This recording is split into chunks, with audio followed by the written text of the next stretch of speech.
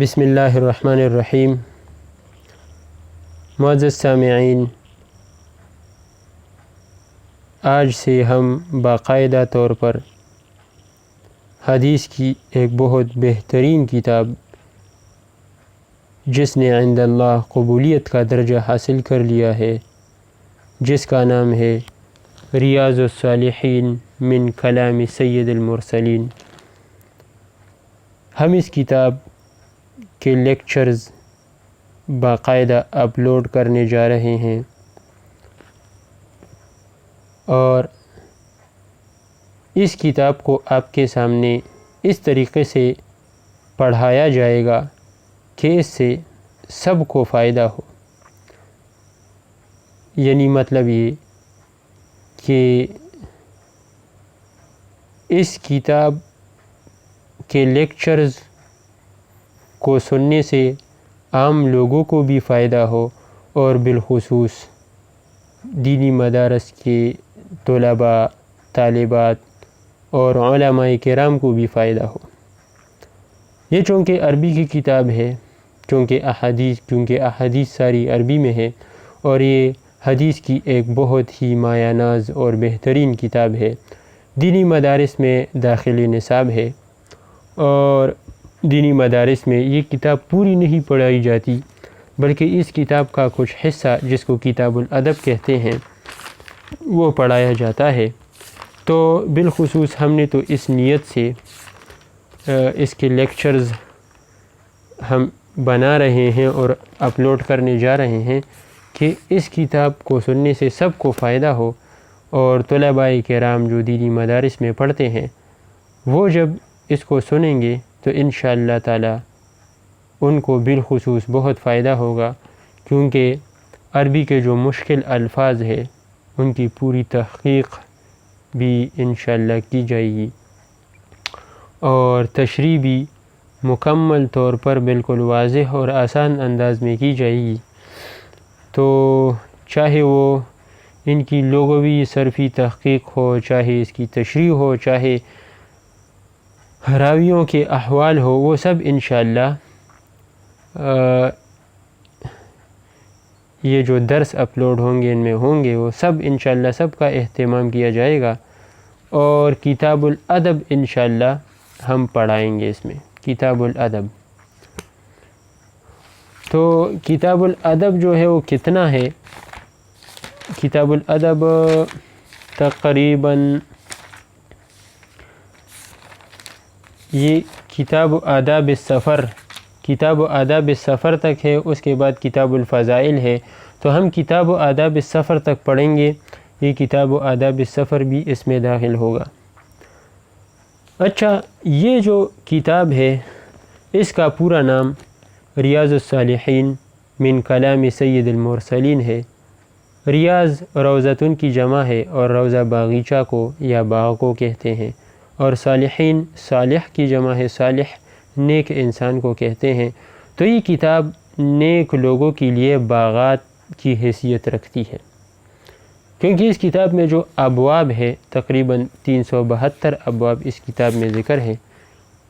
اس کتاب میں کل ابواب 372 ہے، اور ان ابواب میں اس طرح سے حدیثوں کو خوبصورت انداز میں ترتیب دیا گیا ہے کہ بندے کو بالکل یہ انسان کے لیے جو نیک لوگ ہیں ان کے لیے اس کا ہر باب کسی باغ سے کم نہیں، بالکل پھولوں کے گلدستے آپ کو وہ احادیث نظر آئیں گے۔ اور پھر اس کتاب کے اندر چھوٹی کتابیں ہیں جن کی تعداد کل 19 ہیں، اور پھر ان کتابوں کے اندر ابواب ہے، اور ان میں سے جو ہر باب ہے وہ دوسرے باب سے ایک فصل کی حیثیت رکھتی ہے۔ کل احادیث ان میں 1896 ہیں۔ تو انسان کی زندگی سے متعلق کیا کچھ سنت، یعنی 24 گھنٹے کی زندگی اگر کوئی سنت کے مطابق گزارنا چاہے، رسول اللہ صلی اللہ علیہ وسلم کے مبارک طریقوں پر گزرنا چاہے، تو اس کو یہ کتاب پوری ایک دفعہ ضرور پڑھنی چاہیے، کیونکہ رسول اللہ صلی اللہ علیہ وسلم کے 24 گھنٹے کے ارشادات اس حدیث میں، اس کتاب میں ذکر ہے۔ اور یہ کتاب جو ہے اگر کوئی اپنے معاملات اور معاشرات اور عبادات کو درست کرنا چاہے، اخلاقیات درست کرنا چاہے، معاشیات درست کرنا چاہے، تو اس کے لیے یہ ایک بہت بہترین کتاب ہے، یہ بہت قیمتی کتاب ہے۔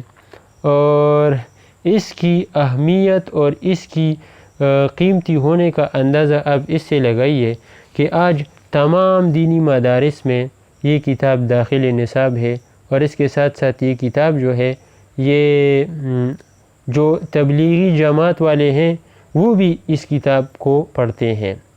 جب دعوت و تبلیغ کے لیے تبلیغی احباب نکلتے ہیں تو ان کے پاس بھی یہ کتاب ہوتی ہے، بالخصوص جو بیرون ممالک سے جو لوگ تبلیغ کے لیے پاکستان میں آتے ہیں، یعنی جو عرب ممالک والے ہیں، تو ان کے پاس یہ کتاب ہوتی ہے، اور جو غیر عرب ممالک ہیں لیکن باہر سے ہیں تو ان کے پاس بھی یہ کتاب ہوتی ہے۔ تو مطلب یہ کہ اس کتاب کو پاکستان سے باہر بھی لوگوں میں بہت مقبولیت حاصل ہے۔ اچھا، ریاض الصالحین من کلام سید المرسلین یہ اس کتاب کا نام ہے، جس کا معنی ہے کہ تمام انبیاء کے سردار کی باتوں میں سے یہ کتاب جو ہے یہ نیک لوگوں کے لیے باغات کی حیثیت رکھتی ہے۔ اس کا ہر ایک باب گویا کہ ایک باغ ہے کہ بندہ جب اس کو پڑھتا جاتا ہے تو یوں سمجھتا ہے جیسے کہ میں ایک باغ میں سفر کر رہا ہوں۔ تو ہم باقاعدہ طور پر اس کتاب کا آغاز کرنے جا رہے ہیں۔ اگر طلباء و طالبات دینی مدارس کے یہ لیکچرز سنیں گے تو یقیناً وہ بہت اچھی طرح سے اپنے نصاب میں شامل اس کا جو حصہ ہے، جو کتاب الادب ہے، اس کو بہت اچھی طرح سے سمجھ جائیں گے، اور پھر جب پرچے میں ان کے لیے اس سے متعلق سوال آئے گا تو بہت اچھے طریقے سے حل کر پائیں گے۔ اس کے علاوہ اس پر عمل کرنے کی نیت سے یہ لیکچر سننے چاہیے، اور عام لوگوں کو بھی سننے چاہیے عمل کرنے کی نیت سے۔ تو فی الحال تو میرا ارادہ یہ ہے کہ میں صرف اس کا وہ حصہ پڑھاؤں جو نصاب میں داخل ہے، لیکن اگر پھر بھی کوئی یہ چاہے کہ ہمیں پوری کتاب پڑھائی جائے تو وہ ہمیں کمنٹس کرے، ہمیں ای میل کرے، کمنٹ کرے، تاکہ ہمیں اگر پتہ چل جائے کہ ہاں آپ سننا چاہتے ہیں، آپ یہ کتاب پوری طور پر سیکھنا چاہتے ہیں، تو پھر شروع سے آپ کو یہ کتاب پڑھائی جائے گی۔ اچھا جی، یہ تو اس کتاب سے متعلق کچھ مختصر بات ہو گئی۔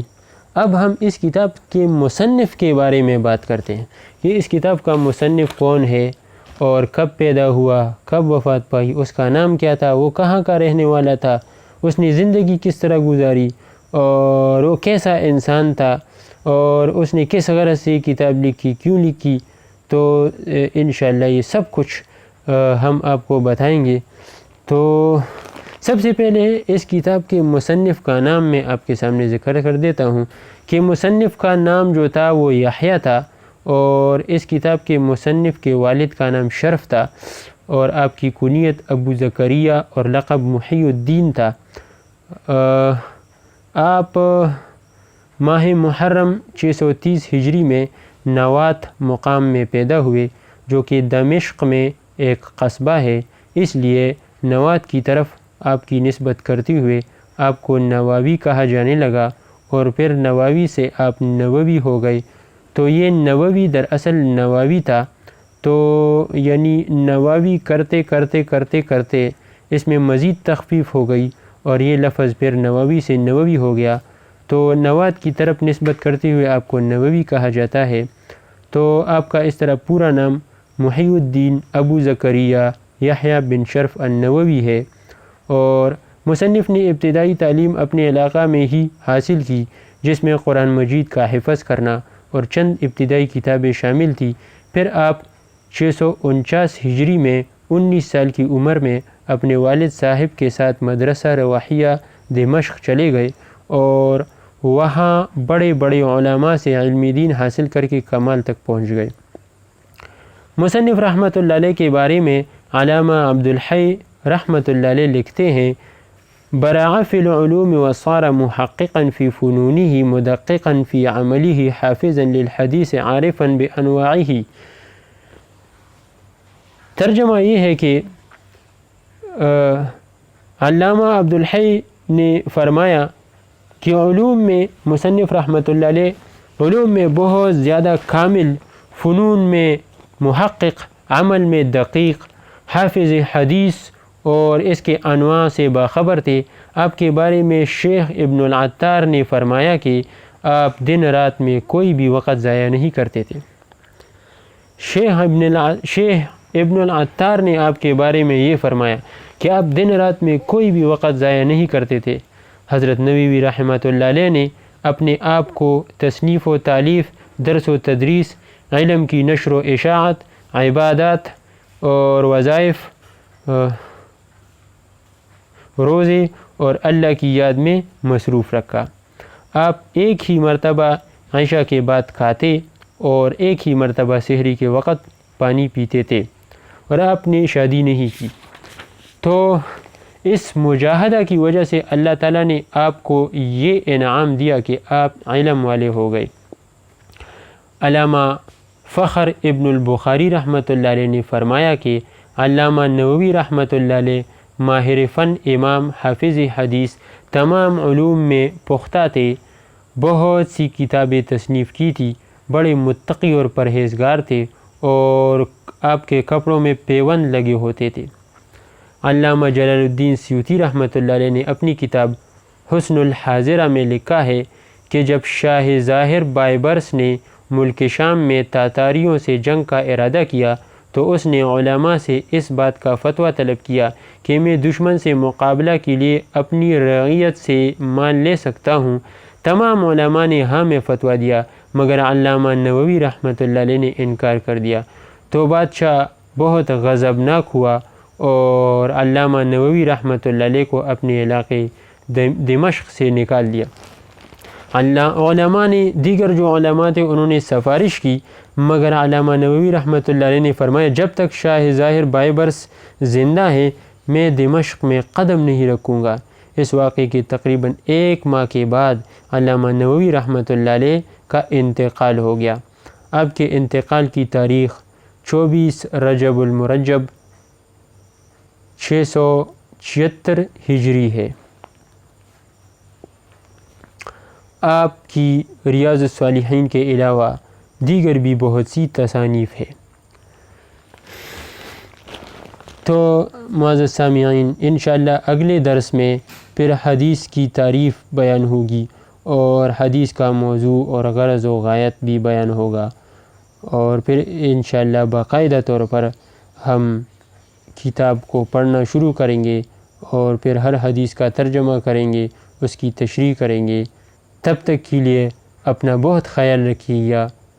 اللہ حافظ، اللہ نگہبان۔